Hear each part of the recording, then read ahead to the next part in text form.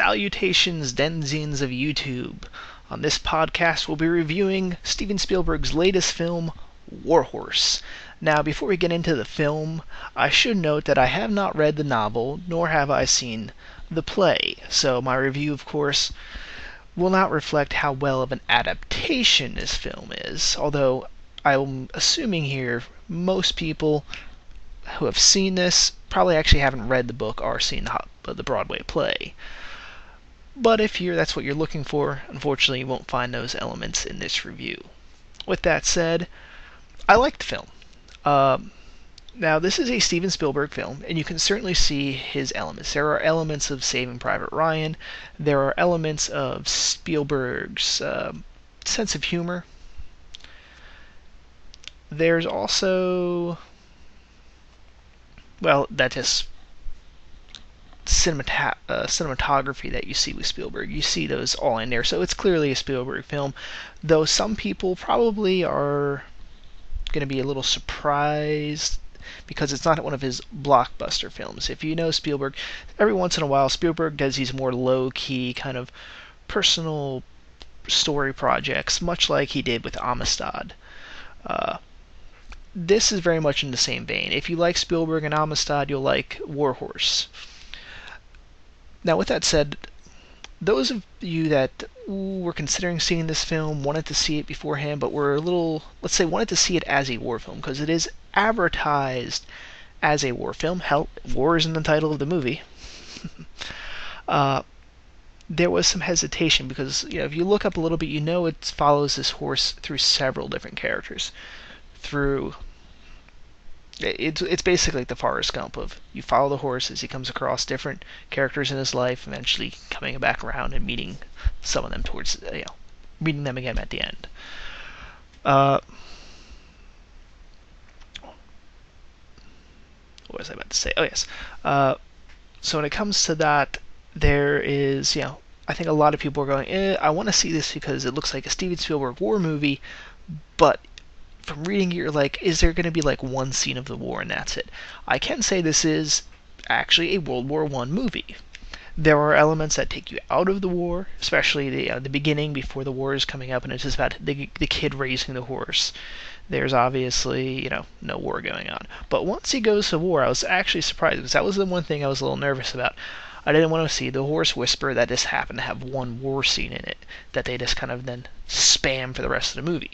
Now, it's not like Saving Private Ryan. It's not concentrating on the fighting and the war, so it's not a war film. It's not like a Patton or Saving Private Ryan, as I said. But it is a war film. It deals with a lot of World War I. It also looks at both sides of the war. I was surprised. The horse, I would say most of this movie actually looks more towards the Germans. Well, if you include the time they're with the French family, which is behind German lines, it looks at what's going on the German side of the war. I would say even more so than the English side, surprisingly. If we were just looking at which military groups they're with and which armies, there's more time spent with the German soldiers than there are with British soldiers. Quite surprisingly. And which I was pleasantly surprised with, actually. Although it's kind of weird. When they do make a World War I movie, they tend to look at the Germans. I don't get it. And nobody outside of France makes French World War I films, even though they were really fighting a lot of the trench warfare. More so than the British, even. Certainly more so than us, who showed up in the last few months. We got all quiet on the Western Front. Warhorse, obviously all's quiet on the Western Front. It's purely from the German perspective, but I digress. The beginning of the film, before we get into all the war stuff, it was interesting. It was okay. It certainly introduced us to the best character of the entire film, which was the goose. Yes, the goose was the best character of the film. I don't care what everyone else says. I kind of liked the portrayal of the father, but I think it was probably something that was probably much better brought out in the novel. I'm guessing, as I said before. I don't know. But we have a father who's a drunkard and who just sees his horse and gets infatuated. I don't know. This horse must have a genetic mutation where it is spewing out pheromones that are attracted to certain individuals that make them obsessed with this horse. It's the only explanation. Because people every scene, there's just somebody like, this horse is magnificent. I will sacrifice everything for this horse. Like, no, it's like that throughout the entire film. You're kind of wondering. I mean, it's not like it's even modern times or a little bit more modern times where people will be like, oh wow, we don't deal with horses a lot. It's a magnificent animal. We're dealing with people in the 1916, 1918 time frame where horses are far more common than cars. And a lot of people just get infatuated with these horses, even people that like work with horses all the time. And like not just like, oh, it's a horse, but like really when I say infatuated, I'm like when this kid, the main character here, not Joey, that's the horse. Joey is the main character. Albert, played by Jeremy Irvin. You're kind of just looking at like, all right, kid, just fuck the horse. Have sex with the horse. We know what you're going for. The kid, really, it's like that at times. You're expecting this to turn into a bestiality film almost. The way this kid is with this horse. I jest. But no, I mean, it does kind of get a little annoying, like how much they get into the horse. Then again, it's the whole point of the story, so I'm not going to complain too much.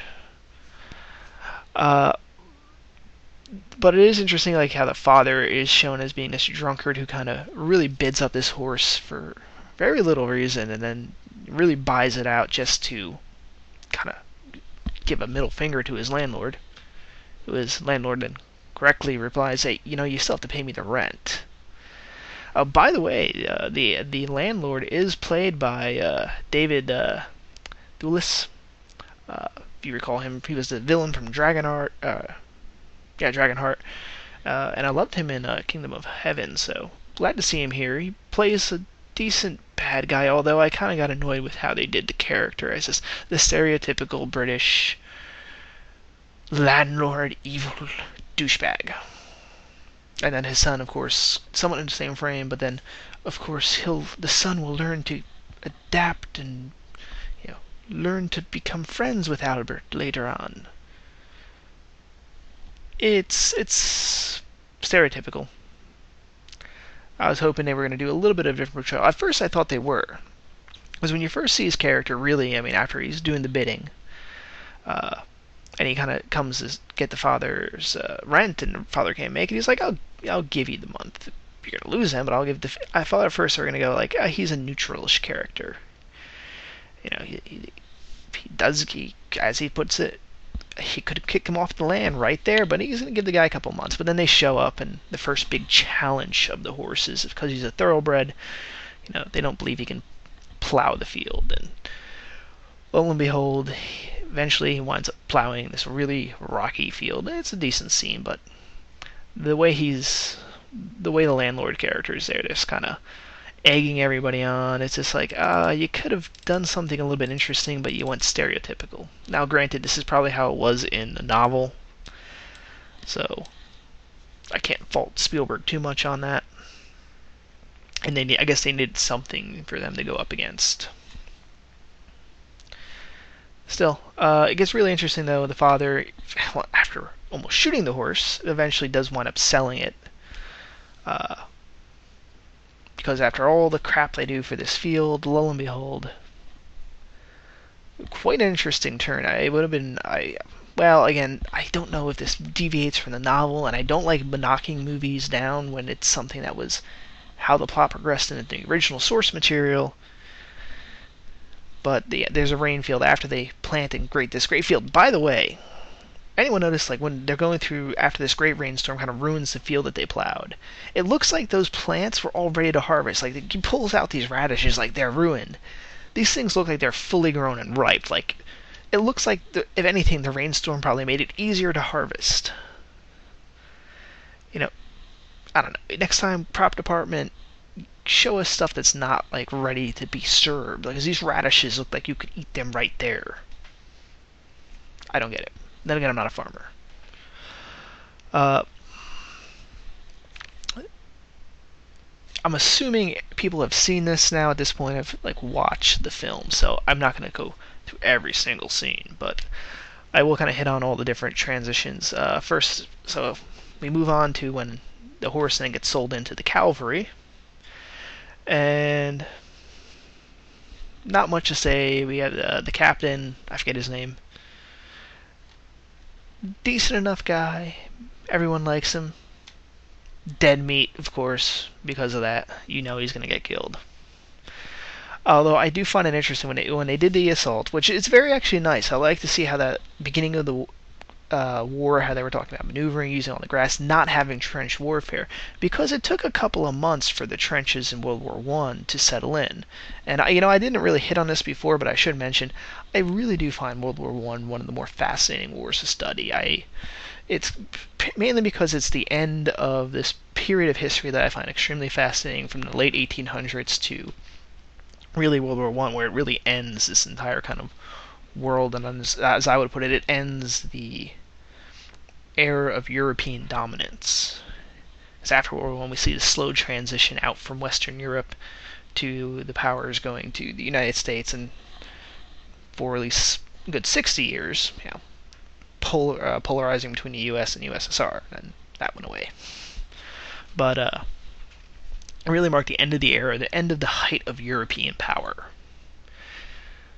So it's an interesting era that I like. It's also the height of colonialism. It's a very fascinating period that I find to study, and has a very tragic end in this very brutal and bloody war. But it didn't just start off as trenches. It did start off with a lot of maneuverings, advances, and all that stuff. And we get to see a little bit of that type of conflict, or how it was fought, in that first battle scene where they kind of raid this German camp, only the Germans had a secondary line of defense with machine guns, and you kind of see why it eventually settled into trenches. Personally, I would have loved to have seen that slowly move in to where we go from having a war kind of fought in, not really Napoleonic warfare, but that old kind of traditional style of combat slowly evolved into the trench warfare.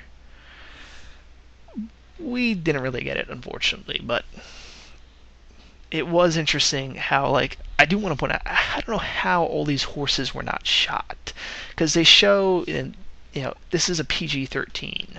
So I don't know why, because frankly, when I was in there, everyone that was going to see it was old people. I'm talking not even like 60 years. We're talking like late 60s, early 70s, and beyond.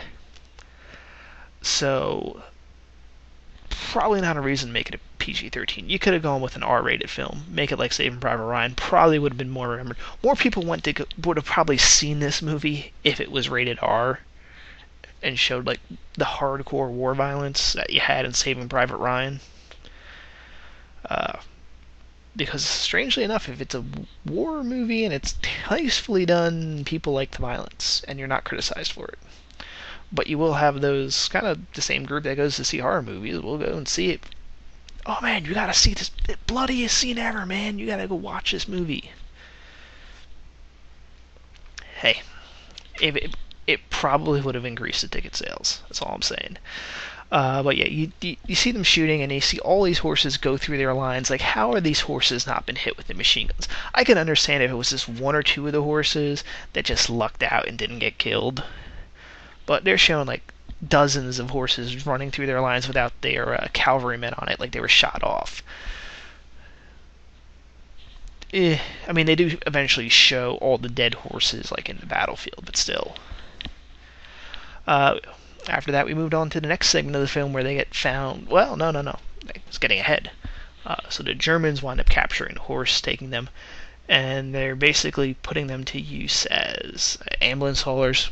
We see introduce these two young German kids, privates. Interesting characters. Really stupid for what they did, especially. They basically turn deserters because they're going to be separated. Because one guy is going to stay at the rear, He's like, no, you're good with these horses. Stay with the ambulance service at the rear. You'll meet us later. That's what basically the officer says. And we're going to take your younger brother. And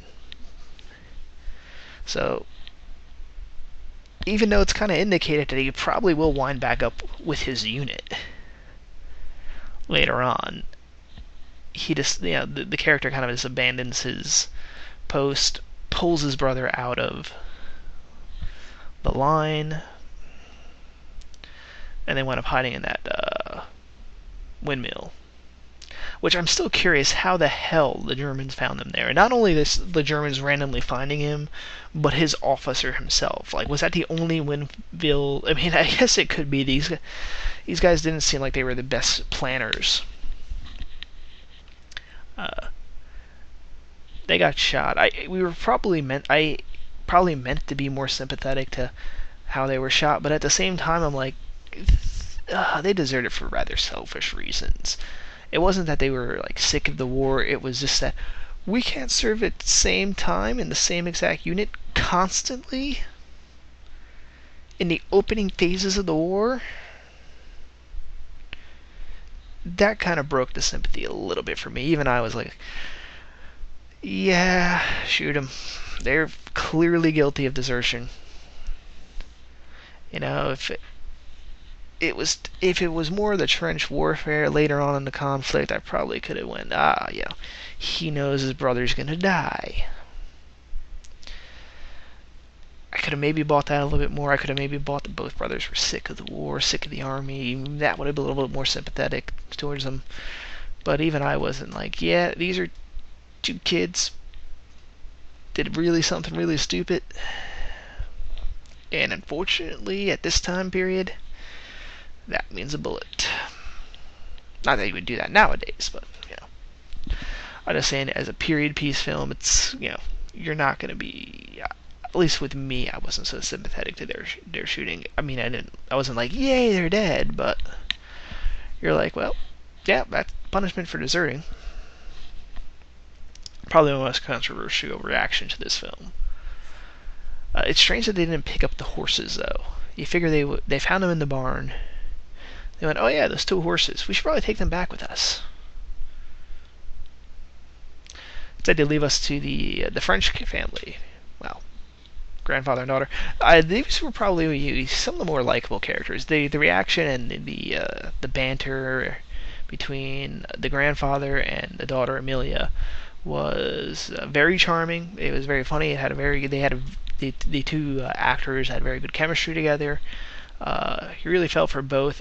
The only thing that I kind of wish they kind of had done then is, they had built up such a great relationship between these two, and you, as an audience, you really like these two characters. Spoiler alert, but like I said, I believe most of you have already seen this. When they reveal at the end of the movie that she died, I kind of really wish we had seen that, because that would have been a really hard. I mean, they lay it out that she is sickly, that she has some sort of disease. She's taking medicine. There's a reason the grandfather is always so worried about her, is because she is delicate. It's not just because she's a girl, it's because she's actually has a disease. The Germans even pick this up and goes, oh, she is sickly, when they kind of raid the family farm and forage for food there. So I think if they had included seeing her die, it was probably because she got sick and this, oh papa, oh grandpa, if only my horse was here. That would have broke everybody's heart in the theater, but it would have made a great scene. And granted, they probably mentioned this in the film, but even this mentioning it, or not mentioning it in the film, I mean, it's probably again how it was in the novel, which makes it hard to criticize completely, but if you're going to deviate a little bit from the novel and show something, that would have been the thing to show, because the actors they got were pretty good for that role. I liked it. They were hilarious when they were supposed to be funny. They were heartwarming when they were supposed to be heartwarming. And the reactions with the horse. Again, Spielberg can shoot. Like that scene where the horse is supposed to, she's trying to teach the horse to jump, which had earlier established that he's kind of fearful to jump, and she goes, oh, like this, and she kind of jumps over her mini thing. And instead of going over the big hurdle that she set up, he just kind of delicately walks over the tiny, 3-inch high hurdle that she set up for herself. Spielberg knows how to do humor with animals. look at the Goose character. Like I said, best character in the movie. um, we see her here, of course, after she finally goes for her first real full ride with the horse. She gets captured, or she doesn't get captured, but they take the horses from her. And then they press them. We're implied that it took they had the horse for a month or two, or possibly even a year, because the Germans reacquire the horses at this point. And I was rather surprised how they used them. Now, this might be disproven on my part with my reaction to this, but basically when they take the horses in there, have them pull artillery until they keel over and die, and the Germans are rather treating their horses rather poorly. I was rather under the impression, especially with the Germans, that they wouldn't have used their horses in such a backbreaking manner. Like, yes, they, of course, drove their horses hard because it's wartime, and just hauling with the artillery, but at the same time, the Germans actually had a real need for cavalry horses, which was the big thing, I think, with these, that I didn't buy as much when the Germans acquired them. That these are cavalry horses. We should probably send them to the cavalry. The reason I say that is because a lot of people narrow down the view of what World War I was. They think World War I, they think just the trenches in France and Belgium, and the mountainous trenches maybe in Italy. They completely ignore the Eastern Front, which was a war of maneuver, where the Germans needed cavalry units because they had to advance, outflank Russian positions, counter Russian cavalry. There was a real need in the German army for thoroughbred cavalry horses, which is why when they put these things to this hauling artillery, I'm like, these guys have got to know that the Germans, the cavalry divisions are needing these horses for against the Russians. It would have been a rather interesting thing to see, really, to pull them into another cavalry unit, to see an equivalent of the captain. Again, probably not in the movie, or not in the book, I mean. But with these type of thoroughbred horses, because it's Joey and the black horse, which I forget the name is, but it comes as like little companion horse. I don't know. I think with the Germans, they probably, with such thoroughbred animals, would have sent them back off to one of their cavalry units, just because the Germans needed them. Late into the war, they still needed those cavalry units. British, after a year or two in the conflict, if they got sent up to the front, they left the horses in the rear, and they served in the trenches. But they had speaking of the black horse, rather nice and interesting scene with when the black horse finally succumbs to its injuries and dies. Oh, tear. And the pudgy German guy. You felt sorry. You wanted to find out how that guy happened. I actually wanted to see that pudgy German at the final auction when everyone's trying to buy the horse. I wanted to see that guy show up and try to bid on the horse. Would have been very interesting. Because you kind of want to know what happened to that guy.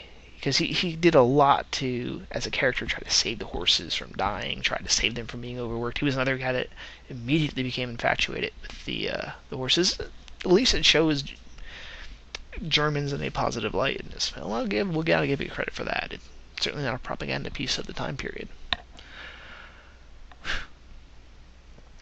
But yeah. So let's see, it covers up. We got to them. And then we get to we get to the real final, the World War I scene. Now the rest of the movie all has to deal with World War I, which is why I say it's kind of a mix. It's not a full-out, non-stop war film, but it is a war film because all the stuff that's happening that I've been talking about obviously deals with the war. It deals with the war behind the lines, with the German soldiers had their family things, horses hauling out artillery, and then we see Albert again, who is now probably been conscripted, or I'm trying to remember if they British did conscription at that point. I think they might have, but serving in the infantry, we finally get to see them kind of charging during the Somme. a really good. It's a decent war scene. It's what you kind of expect. It's not as intense or as bloody as Saving Private Ryan because, lo and behold, PG-13 again. This movie would have been served so much better if they had made it R. It really would have done it well. Oh, I almost forgot from earlier. Sorry if this seems a little spagmatic, but the captain is fucking the captain that from the British Army that first picks him up is fucking Loki. Yeah, it's Tom Hiddleston. Fucking Loki is riding the warhorse. A little bit of trivia there.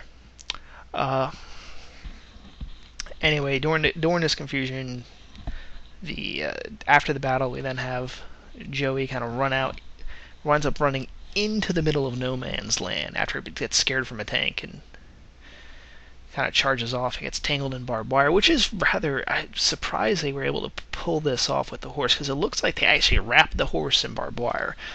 Now, in reality, it's probably, the barbs on the wire itself are probably like, a soft plastic or even a foam. But it looks like, ooh, ow. I mean, they might not hurt humans in this movie, but damn. They wrap that horse up tight in the barbed wire.